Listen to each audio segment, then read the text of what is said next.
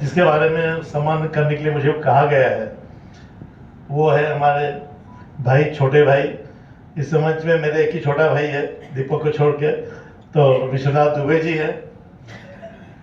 छोटे इसके लिए एक साल मैंने एक बार तो हम लोग नहीं जान रहे थे, तो एक दिन पूछ लिया, भाई अब बता दो आपका जन्म कब का है। तो बताया 1963। मैंने बोला चलो एक तो मुझे कोई छोटा मिला।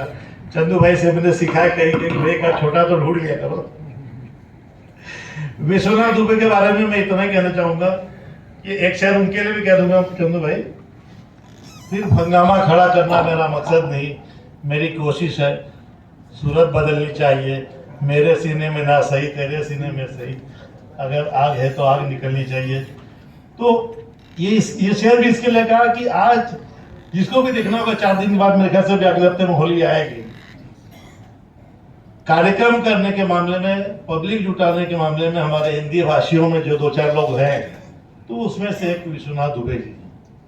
होली का इनका कार्यक्रम होता है सर, वो पिंपलेश्वर मंदिर के पास हजारों की भीड़ होती है, पैर रखने के लिए जगह नहीं होती, जबकि उसमें हम लोग विजय भाई वगैरह हम लोग बीते 30-40 साल से उसमें लगातार आते जा रहे हैं। हिंदी भाषी जनता कल्याण परिषद की उन्होंने स्थापना की और होली वाला कार्यक्रम लगातार मेरे ख्याल से बीते 31 साल से कंटिन्यू चल रहा है। इन्होंने अपने सार्वजनिक जीवन की शुरुआत 1989 से की, लगातार 20-22 साल से विद्यार्थी गौरव पुरस्कार देते रहे हैं डोंबिवली में, जिसमें हम लोग विजय भाई हर साल रहे हैं। ब्रेस्ट कैंसर के बारे में इन्होंने इस वक्त बीते 4-5 साल से शुरू किया कि साल में 2 बार कैंप लगाना। विश्वकर्मा पूजा हर साल कोलेगांव में लगातार करते आ रहे हैं, जो कि 20 साल कंटिन्यूस है। मैं सबसे अक्सर कहता हूं, भाई मेरा जन्म महाराष्ट्र में हुआ है, मुंबई में हुआ है। तो एक दिन हमारी चर्चा हो रही थी, तो इन्होंने भी कहा कि भैया मैं भी मुंबई का, तो मेरा फर्क इतना है कि मैं मराठी मीडियम से पढ़ा था, ये हिंदी मीडियम से पढ़े हैं। और अभी राधेश्याम भैया ने कहा कि आप अभी जब खड़े हो जाएंगे तो आप देखोगे उनके सामने ही एक झोली हमेशा लगी रहती है, और वो झोली चाहे हम लोग चाहेंगे कि जल्दी उनकी झोली भरे, जो उन्होंने मांग रखी है। और तत्कालीन अभी जो मुख्यमंत्री हमारे साहब है, उन्होंने वादा किया है। सामाजिक कार्य करते करते कभी कभी विजय भाई, जब हमारे अशोक चौहान साहब सीएम थे, तो विजय भाई बोला करते थे कि चलो हमारे पास तो भाई हमारे सीएम प्रकाश भाई है, कल्याण के लिए कुछ काम है तो प्रकाश भाई को पकड़ लेंगे। तो वैसे हम विश्वनाथ दुबे जी के बारे में कहते हैं कि भाई अगर हमको कुछ काम एकनाथ शिंदे जी से कराना है तो विश्वनाथ दुबे है। और है, ये बात सही है। मैं 1-2 बार अभी उनके मुख्यमंत्री बनने के बाद एक बार गया था विश्वनाथ दुबे जी के साथ में, स्टेज पे थे, उन्होंने बोला दुबे जी जरा साथ में खड़े हो जाओ, फोटो आपका आ जाए साथ में। तो मुख्यमंत्री को स्टेज से पब्लिकली कहने वाला मुझे कोई फोटो का हाथ कोई नहीं पकड़ सकता। डोंबिवली के सारे ग्रुप यहाँ बैठे हैं, हिंदी भाषी जनता परिषद के ढेर सारे मेंबर्स यहाँ आए हैं, जो कि सब साक्षी। मैं अपने शब्दों में कहने के बजाय अभी विजय भाई और चंदू तिवारी उनके बारे में ज्यादा बताएंगे आप लोगों को। और मैं चाहूंगा कि आज के कार्यक्रम के हमारे अध्यक्ष डॉक्टर नरेशन सर, चंदू तिवारी, विजय पंडित जी मिलके आज का उनका सेवा जीवन गौरव सम्मान से उनको सम्मानित करें। और आप सबसे चाहूंगा कि आप लोग जोरदार तालियों के बीच देख लीजिए एक महेश भाई फोटो जरा ठीक ठाक से ले लिए भाई, सब लंबे आ जाओ इनके। तो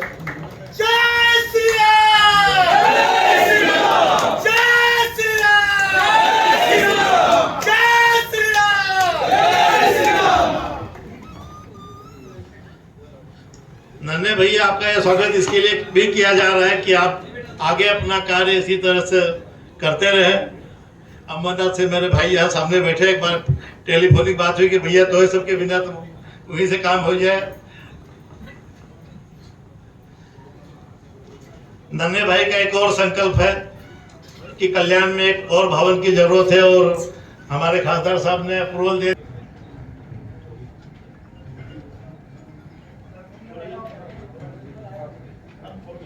व्यासपीठ पर महामंडलेश्वर श्री चंद्रदेव दास जी को नमन करते हुए आज इस कार्यक्रम के अध्यक्ष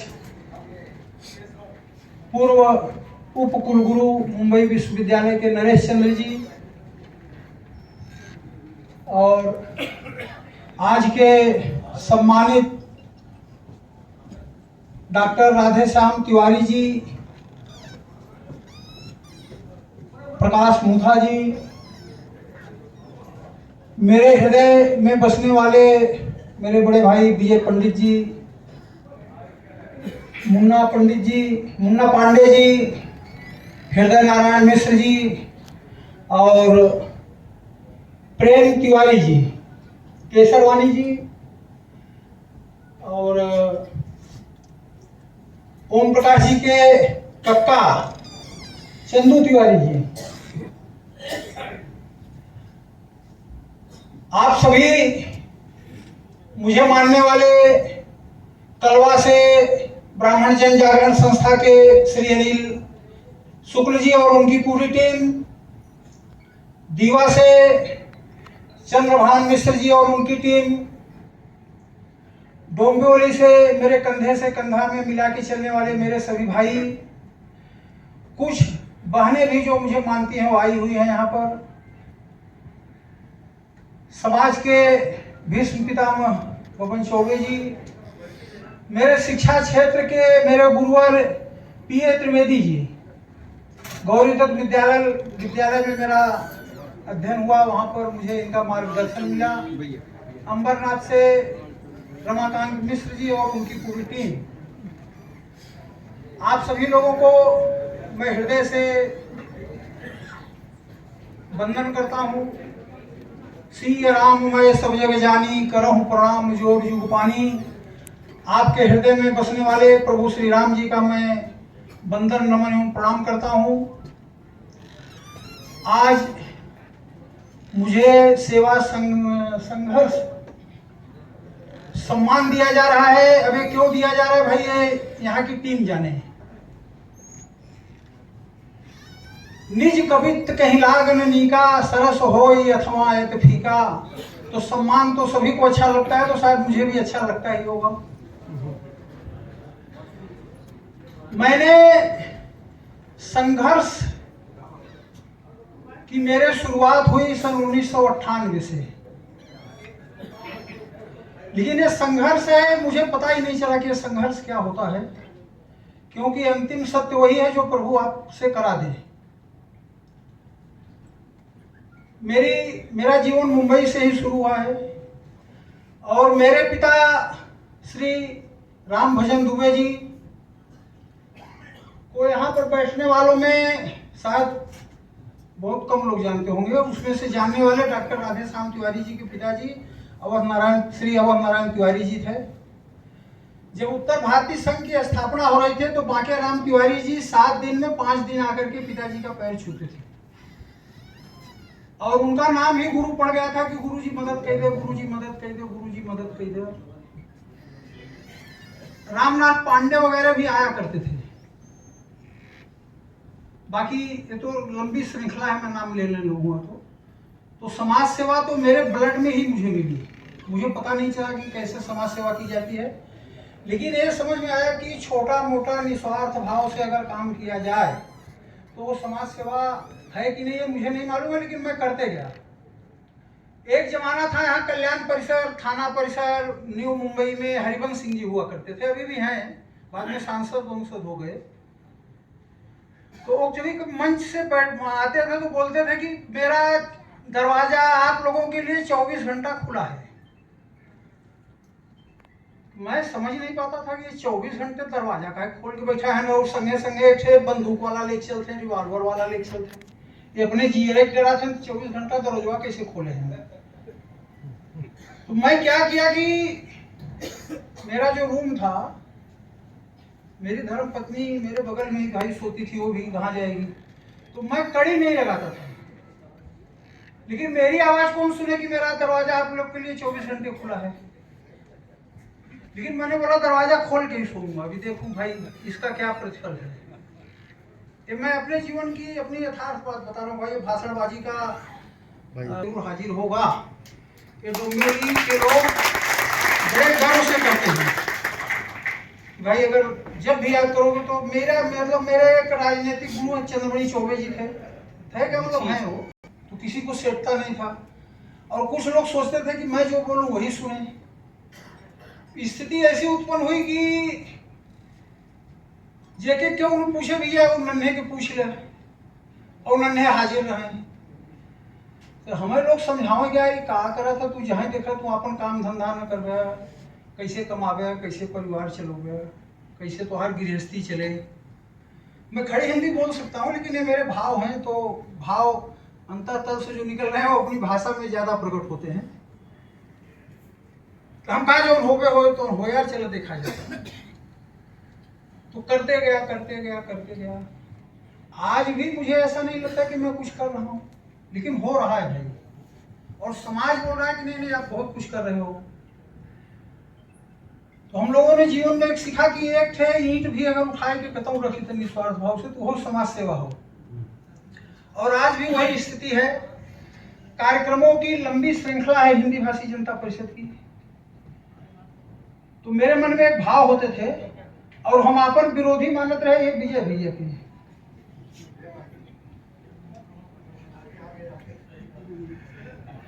कि देखी ये कैसे तरह कार्यक्रम करते हैं, हम इनसे ढेर कार्यक्रम करो। तो इनके पास तो संसाधन बा, इनके लगे कई थे एटीएम हैं, कॉलेज चलाओ थे, व्यापारी हैं।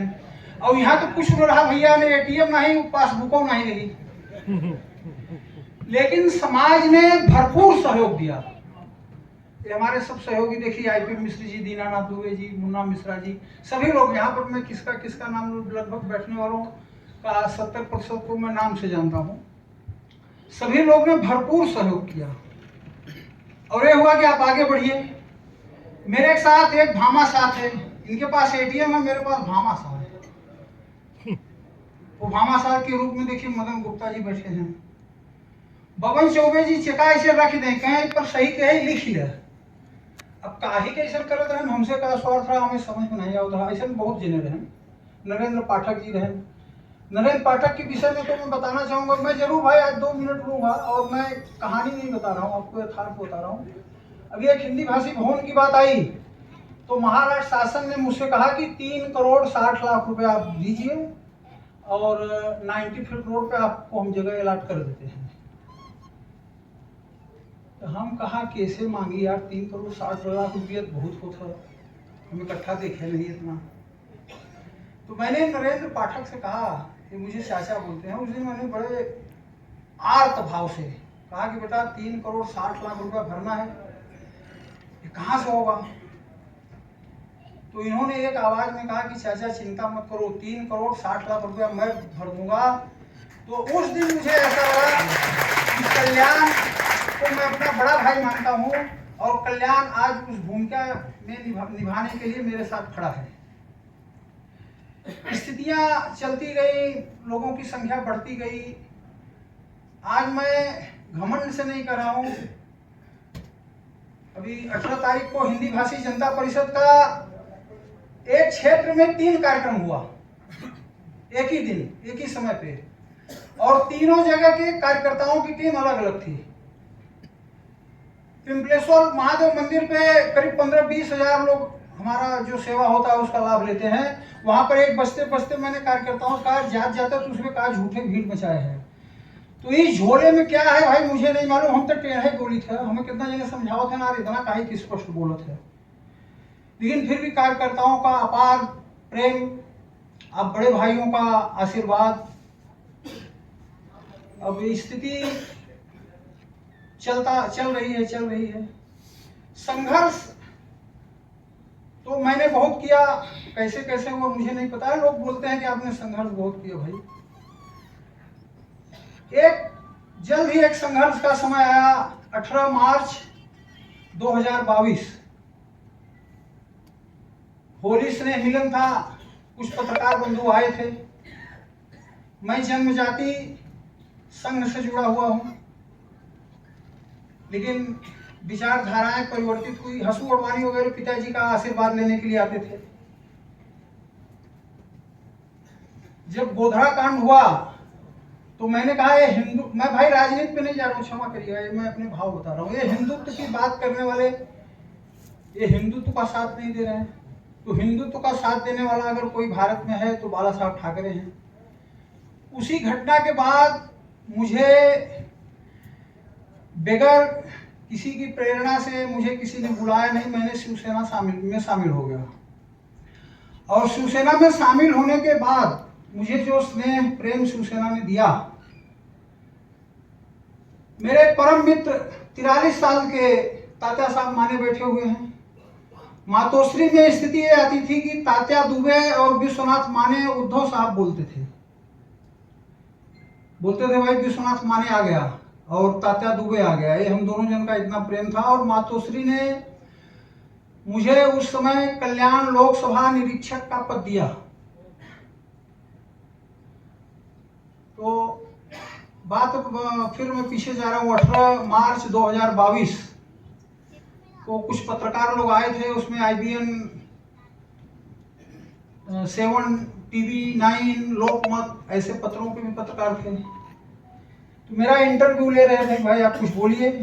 मैं बोलते बोलते बोल गया कि भाई ये हम जो हिंदी भाषी समाज है, इसको यहाँ के राजनीतिक पक्ष जो भी हैं वो सिर्फ झंडा ऊंचा रहे तुम्हारा वाली हाल करते हैं, बाकी कुछ मिलता जुलता नहीं है। हम लोग को मानने वाली तो कांग्रेस थी, लेकिन उसका दिन लद गया। काफी कुछ बोला, उसमें बोलने जाऊंगा तो मेरा 40 मिनट का वो इंटरव्यू था। मेरी बात उस समय पे तत्कालीन मुख्यमंत्री उद्धव साहब तक गई और मुझे मुख्यमंत्री कार्यालय से फोन आया कि आप ऐसा क्यों बोल गए। मैं बोला साहब ऐसा नहीं बोल गया, समाज के लिए अगर मुझे जान देने की जरूरत पड़ेगी तो एक विश्वनाथ दुबे जान देगा वहां पर। और आप भी तभी मुझे मानते हैं, शिवसेना तभी मुझे मानती है जब मेरा समाज मेरे साथ है, बाकी कोई किसी को मानने जाने वाला नहीं है। उस समय आज के वर्तमान यहाँ के सांसद श्रीकांत शिंदे साहब मेरे लड़के को फोन किए कि सागर बाबा सांग ऐसा बोलाइए ना। जिला प्रमुख लांडगे साहब ने कहा कि अगर आनंद दिखे होते तो इनको पता चलता था। तो मैंने कहा हिंदी भाषियों की लड़ाई में जीत गया कि मेरे लिए आनंद दिघों को याद करना पड़ रहा है इन लोगों को। ये समाज का जो साथ है मेरा, हिंदी भाषी इस लोकसभा में है, मुझे किसी को भी सांसद बनाने में किसी अन्य बिरादरी की वोट की जरूरत नहीं है, इसको आप ध्यान रखने हैं। तो उन्होंने कहा कि इसका मतलब मुझे धमका रहे हो। मैं बोला नहीं, धमका नहीं रहा हूं, मैं तो आपके साथ हूं, लेकिन आप लोग जो बातें करते हो उस पर टिकिए।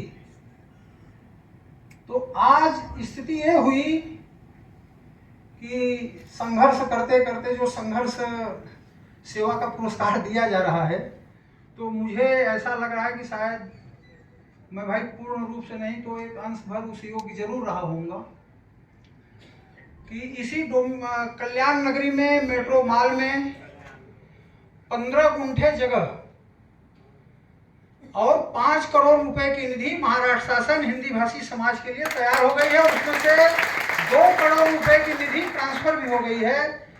और उस जमीन को मैं मुंह से नहीं बोल रहा हूँ, उस जमीन को पहला देखने के लिए तात्या साहब माने, नरेंद्र पाठक और नंदलाल दुबे जी हम लोग गए, उस जमीन को देखे। वो जमीन पास की गई, अब उसका नक्शा बन रहा है, प्लान बन रहा है। वो भी हमारे मित्र आर्किटेक्ट जी बना रहे हैं। और परसों जब उनको निमंत्रण भेजा गया कि भाई होली के कार्यक्रम में आइए, होली के कार्यक्रम में मैं अपने समाज को निमंत्रित करता हूँ। कोई मंत्री हो, संतरी हो, सांसद हो, नगर सेवक हो, हमारे समाज का है तो ही मैं आमंत्रित करूंगा, बाकी हम लोग किसी को आमंत्रित नहीं करते हैं। लेकिन ये सब लोग आते हैं उस कार्यक्रम की भीड़ को देख करके। ये मतलब मेरा कुछ नहीं है, इसमें हमारे समाज का है कि भाई इतना बड़ा समाज एकत्रित हो रहा है, उसको हम लोग हिंदी भाषी महाकुंभ की उपमा देते हैं। कम से कम 6-7 हजार पब्लिक आती है, बैठने की जगह नहीं मिलती है, कोई पेड़ पे खड़ा हो जाता है, कोई पहले तो स्थिति थी, देखिए यहाँ पर मनोज राय साहब आए हुए हैं, जब वे पहली बार हमारे कार्यक्रम में आए तो स्टेज तक ही नहीं आ पाए, वहीं से रिटर्न हो गए। सही है साहब? तो अब उसकी भी अलग ढंग से व्यवस्था की गई। तो ये हिंदी भाषी समाज का जो हम लोगों को मतलब मेरे ऊपर हिंदी भाषी जनता परिषद के ऊपर प्रेम है, हमारे कार्यकर्ताओं का जो उत्साह है, जो लगन है, हम लोग ईश्वर को साक्षी मान के परहित सरिस धर्म नहीं भाई, पर पीड़ा सम नहीं अधमाई, ये हमारा मूल मंत्र है। और इसी मंत्र को लेकर के हम लोग अहिर्निश काम करते हैं, चाहे वो सांस्कृतिक क्षेत्र हो, चाहे साहित्यिक क्षेत्र हो, चाहे हमारे समाज की जो हमारी संस्कृति है उसकी विरासत की बात आए। अब देखिए पिछले 3-4 साल से हम लोग, अभी बाबा जी ने कहा कि ब्रेस्ट कैंसर पर हम काम कर रहे हैं, कुछ बच्चों को हम गोद लेते हैं। अभी इस साल डोंबिवली की नंदिनी जायसवाल जो लड़की है, डोंबिवली में हाईएस्ट आई थी 10वीं में हिंदी मीडियम में, उसको हम लोग ने गोद लिया है कि बेटी जब तक पढ़ोगी तब तक हम लोग पढ़ाएंगे, तुम्हारे शादी विवाह का भी हम लोग खर्च करेंगे। आज एक कार्यक्रम था, उसमें मुझे सत्कार मूर्ति के लिए बुलाया गया था दोपहर को, वहाँ भी 2 बच्चों को हम लोगों ने गोद ले लिया। हिंदी भाषी जनता परिषद द्वारा रोहित शुक्ला साबु सिद्दीकी कॉलेज में पढ़ने वाले लड़कों को हम लोगों ने अमेरिका भेजा, हिंदी भाषी जनता परिषद ने खर्चा किया। 2-3 बच्चे सीए हुए हमारे खर्च से। तो ये समाज भाई ये झोली में डालता है, दिन भर मांगता रहता हूँ, जो मिलता है उसको समाज के लिए उल्टा कर देता हूँ, भाई ले जाइए। तो अभी इन्हीं शब्दों के साथ मैं शायद ज़्यादा समय ले रहा हूँ। आप लोगों का स्नेह प्रेम मेरे ऊपर इसी ढंग से बना रहे, बड़े भाइयों का आशीर्वाद बना रहे। होली के लगभग ही यहाँ पर भूमि पूजन होने जा रहा है आपके कल्याण के पास। आप सभी लोगों को शायद मैं व्यक्तिगत रूप से निमंत्रण न दे पाऊँ, लेकिन अगर कहीं पे बोर्ड, बैनर, पेपर, किसी भी माध्यम से अगर आपको खबर लगे तो मेरा आप सभी समाज बंधुओं से आग्रह है कि उसमें आशीर्वाद देने के लिए। और 1 मिनट जरा, विषय अंत होते होते फिर से बात याद आ गई। उस हिंदी भाषी भवन में जब बच्चा पैदा होगा, क्योंकि जीना यहाँ मरना यहाँ, इसके सिवा है अब जाना कहाँ। पीढ़ियां बदलती गई, परिस्थितियां भी बदलती गई। अब की स्थिति है बच्चा यहीं पैदा होगा और अंत क्रिया भी उसकी यहीं होनी है। तो उन सब व्यवस्थाओं के लिए उसमें पूरी सुसज्ज व्यवस्था की जा रही है। उसके साथ साथ विद्यार्थियों के भविष्य के लिए यूपीएससी जैसे एग्जाम के लिए भी वहाँ पर तैयारी होने जा रही है, होगी। ऐसे हमारे साथ 4-6 बच्चे जो हमारे विद्यार्थी गौरव समारोह में सम्मान पाए थे और आज OIS वगैरह हुए हैं, उन लोगों का हमें यह है भाई अब आप ये भी व्यवस्था करिए, हम लोग आपकी मदद करेंगे। तो इन्हीं शब्दों के साथ मैं अपनी वाणी को विराम देते हुए, सर्वे भवन्तु सुखिनः, सर्वे सन्तु निरामया, सर्वे भद्राणि पश्यन्तु, माँ काश्चित् दुःख भाग् भवेत्। जय हिंद, जय महाराष्ट्र।